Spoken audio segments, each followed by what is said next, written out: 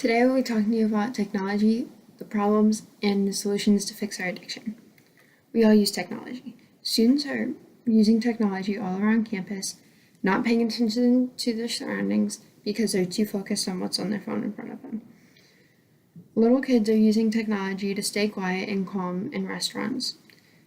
Adults are using it at work and for news outlets, and students are using it in schools and for other entertainment purposes. We're a technology-driven society and we're all addicted. In this chart, it shows different age ranges of adults who are addicted to their cell phones or electronic devices. This does not include high school students or middle school students. As you can see, the older adults are less addicted to their cell phones because they're not used to them. 85.2% of all students are addicted to their phones, which doesn't include high school students or middle school students, as I said before. So as I move forward, I'm going to explain more problems with technology and the solutions to fix our addiction. But first, I'm going to explain more of our problems in schools. So, as you know, schools have been pushing bring your own device and other electronic friendly environments. Middle schools and high schools have been giving Chromebooks, as seen in this picture in the bottom. And it's starting kids young for getting addicted early to other devices and everything. It's leading to major distraction in the school environment. As you can see here, students are on their phone while they're supposed to be reading or doing homework. They have their laptop out, which is what they're supposed to be using, and their phone out right in front of them. Why do we need a laptop and a phone right in front of us all the time? Schools have been pushing all homework online, and it's just leading us to more screen time throughout the day because we're using it for homework, and then right when we're done, we're getting on our phones and playing games, which is okay, but we're getting more screen time, which is affecting our brains and kids' development. In the College of New Jersey school newspaper, they had to publish an article about the uses of cell phones in lectures because too many students were using them as a distraction, and many professors had to stricken their technology use in their classroom. The article said that many students couldn't go throughout a whole lecture without checking their phone at least once, which I feel like many of us can relate to because I know we all check our phone during our other lectures.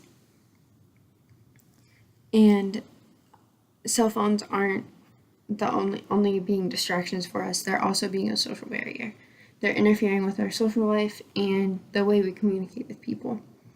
As you can see, this picture down here is a group of 4 friends at dinner or breakfast or something, and they're not paying attention to each other because they're paying attention to what's on their phone. Too much technology has been linked to depression and a lack of connection with other people. I found this in an article on Daily Universe. It said that our phones make a different type of dopamine, so it's an addictive type, so it activates the same part as like gambling and drugs and everything, so we can get addicted to our cell phones. This goes to show that we're not connecting with people the same way. We don't talk to the people next to us in our lectures. We don't talk to the people next to us while we're standing waiting to cross the street or on the bus, traveling across campus. We're just not connecting the same anymore, which leads to my solutions. Starting with yourself is an easy way to start your friends and your family on a way to stop their addictive nature. So technology-free zones or no electronic zones are is just an area in your house where you can not have any electronics, no laptops, no phones, nothing. Like you're just focused on yourself, you're with your family, you're reading a book, you're doing your homework that's not online, you're just getting away from technology. This one article said that a family had started setting up electronic free zones in their house, and their bonding experience with their family was so much higher than like what it had been. Whereas this can lead to start getting your friends to do it.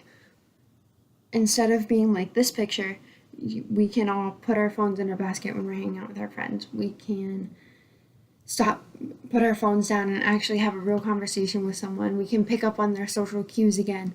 We can start a conversation with some stranger sitting next to us in lecture. Tell me you like their shoes. Tell me you like their shirt. Ask them about their spring break. Anything. This is just, we're too focused on our cell phones, so we're not making new friends. We're not having our social, like the skills that we were born with are now lacking because technology is taking over everywhere. If our technology were to crash, we wouldn't know what to do with ourselves because we're so invested in it that we wouldn't know what to do. We don't know how to talk to other people. This dad can't even hang out with his daughter because he's too invested in his phone. So, no electronic zones, talking to friends and talking to new people in public, and having your friends put down all of their phones. No electronic zones is a problem in like public spaces because we've been putting free Wi-Fi in public parks. Too many people would be against the no electronic zone in public places because they wouldn't want to abide by the rules. There's one electronic free zone that I came across when I was in this research. I think they do like the phone in the basket, and the first person to touch their phone has to like buy drinks or an extra meal or dessert or something. In recent history, we have added electronics into the workplace, into schools, into public places, and we're forgetting how to use our social cues and the technology or the skills that we were born with.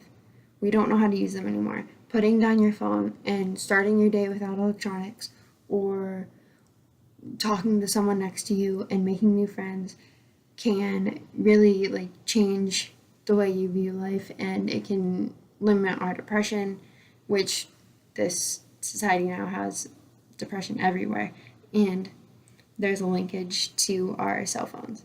But putting down your phones can increase your whole mood. It can really change your life, and it starts with just you doing it. Technology after today is going to continue to grow, but hopefully that our addiction stops. Thank you.